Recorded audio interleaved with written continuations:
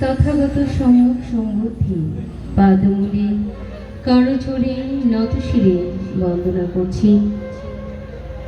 বন্দনা করছি সুব্যাখ্যাত অকালিক ধর্মশ্রেষ্ঠকে। আরো বন্দনা করছি বুদ্ধের প্রতিষ্ঠিত মহান সংঘকে। সেই সাথে আরো বন্দনা করছি রাজাপালন প্রাচীন জাতি বৌদ্ধ বিহারের সম্মানিত অধ্যক্ষ পরম পূজনীয় ভান্তেকে বন্দনা করছি। এখানে উপস্থিত আছেন ভিক্ষু সংঘের চরণে বন্দনা নিবেদন করছি এবং আজকের শুভ কঠিন চিবর দান উপলক্ষে বুদ্ধ কীর্তন আসরে যারা উপস্থিত হয়েছেন সবার প্রতি আমার যথাযোগ্য প্রণাম, নমস্কার, শুভেচ্ছা জানাচ্ছি।